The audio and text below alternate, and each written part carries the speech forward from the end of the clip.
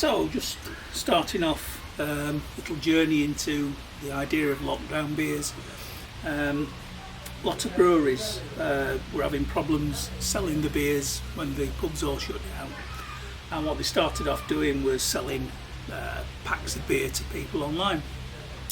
And a couple of local breweries have started up sort of a subscription scheme.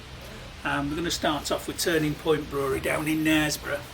So they have a scheme called Disco Royalty, and that's all centred on their flagship beer, which is Disco King, a typical American IPA. And the idea is once a month you subscribe. It's 25 quid a month, and you get 6 cans of beer, some interesting little brews in this, and a little bit of something else. And over the last couple of months we've had packets of crisps, we've had badgers, just various little bits and trinkets that sort of go along with it. So I'm going to start off, we're going to start discussing this month's little set of treats. And we start off with a packet of crisps. You always want some crisps when you have a beer. Yorkshire crisps, can't do much better than Yorkshire crisps really, can you? Little postcard in there with some of their absolutely superb artwork. A local artist who produces that. I'll put a link to the actual artist in the notes at the bottom. And of course, Turning Point beer mat. Beer mats always come in handy, don't they? So the various bits. I was actually down at the brewery on this previous Saturday, having a tasting of some of the beers, and a couple of beers a couple of drinks that they introduced in that tasting have been included in this month's Disco Royalty box. I say they always start off with a Disco King. There's always a Disco King there, and we'll be tasting that later on. Go away, B. We've got a Big Beat Manifesto, which is a pale ale. It's Eldorado hops and Simcoe hops. It comes in at 5.2% alcohol. We'll taste all these in future videos. We've also got Wavelength, which is another pale ale, which is mosaic hops. They do a lot of dry hopping at this brewery, so they make the mash and then they'll dry hop at the end of it. This is slightly more of a session beer at 4.5%. We've got Hickory Clan Caviar, which is one of their stouts. The stouts that this brewery produce are absolutely superb. They go in for a lot of sort of flavours, and the stout can carry a lot of flavour. This one's been brewed with maple and pecan, so it's a bit like a Danish pastry actually. So imagine your maple and pecan Danish pastry in a stout. That's what this is. The first beer I came across from Turning Point was actually a Stroopwaffle stout. And that was a stout. It had been brewed, and then they actually infused it with Stroopwaffle in a nylon bag in the fermenter, and that was awesome stuff. It came in at 13% alcohol. It was a hell of a drink. Really, really, really nice. Well worth trying. What else have we got? So we've got Blair's Resignation Jam. It's a collaboration between Turning Point and Polly's. It's not actually a beer, it's a sour. It's a different style of drink entirely, and this is one that we tried at the session on Saturday. It's an interesting brew. It's certainly well worth a drink. Very refreshing. As I say again, we're going to taste all of these individually, and I'm going to post a video up for each one of these as we do a tasting. And then finally, the Ecstasy of Gold. Now, this is really special. This stuff. It's not for the faint-hearted. It's 10% ABV, so it's a very strong imperial stout. It's in the realms of the traditional old sort of imperial stout. Those of you who've ever tried Courage imperial stout will know what I mean. It used to be served in nip bottles, third of a pint nip bottles, and it was around about 10 or 11% ABV.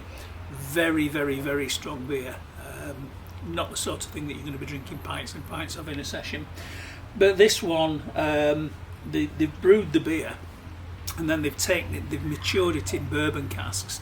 And as I say, at the brewery the other day, we were looking at where they were aging some of these special beers that they brew. and they've got some lovely old bourbon casks that they've got from various bourbon distilleries, including Jack Daniels, and they mature the beer in these casks for upwards of, well, this one was in there for 10 months. Then they blend them back together and they balance out the different tastes, and so there's a hell of a kick of the bourbon in the beer as you come to drink it. I think my wife described it as being a bit like Christmas pudding. I think it's a pretty apt description of it. I say what we'll do, we'll go through these one at a time. I'm very much of the opinion that you should enjoy beer. You don't go out there and get absolutely bladdered. It's, I suppose I've got to an age where I'm past that really. But drink safely. Don't overdo it. Enjoy the beers for what they are. There's a lot of time and effort gone into crafting these beers, and they are certainly well worth seeking out. Just waiting for another delivery and another of my monthly subscriptions to come along in a couple of days' time. We'll open that one as well. I'll post the video of that up online. Other thing I'm going to do is there's various other breweries around the country that I've ordered from over the whole period of the lockdown. I'm thinking of things like the Twice Brewery up in Northumberland. They do a really nice little package called a Pub in a Box. So we'll organise one of those again, and I'll go through that one. That one doesn't actually come with cans or bottles. That comes with a 5 litre cask, and a couple of pint glasses, and again some snacks and various other bits and pieces. But we'll get one of those, and I'll do an opening on that one as well. And I'll have a hunt round and see what other offerings that we've got. And say that I've pretty much restricted myself to a couple of local microbreweries in the North Yorkshire area since whilst we've been on lockdown. But if I'm going to do a series of these videos, what I'll do is I will look to go a little bit further afield. Look to get some beers from elsewhere in the country. Nothing wrong with getting them from the supermarket as well. There's some very fine craft beers available in local supermarkets. But wherever there's sort of mail order for these beers, I'll order a few packs up, and we'll see what we get to. If you get a chance, check out Turning Point Brewery. I'll put a link at the bottom. They are a great little company. Their office is actually next door to the office I work in, so it's very convenient. But yeah, they've been there. Ironically, they moved to the premises that they're in just at the start of the lockdown. So they were faced with some fairly big sort of issues. How do you keep a brewery going when all of a sudden all the pubs that are taking your beer have shut down?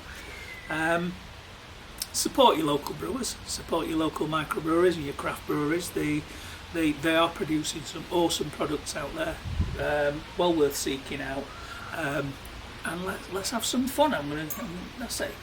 We'll go through as many of these as I can possibly get through sensibly. Do it from home. I do visit the breweries from time to time. I'll take the camera along when I do go to a brewery. Got a beer festival coming up in September. I'll take the camera along to that as well, and we can do some sampling of some beer at the beer festival. That's an interesting one. It's got trains, so if you're interested in trains as well as beer, it's one to look out for. But I'll post some bits and pieces up about that and some links as we go on. So there we are, unboxing, first one. As time passes, there'll be more unboxings, there'll be some tastings. I'll give you my opinion on what some of these beers taste like. I'm going to stick to just one beer in each sort of tasting video. Like I say, I don't see any point in getting absolutely mortal drunk on these things these days. And hopefully we can find some interesting beers from up and down the country. So, thanks very much. See you soon.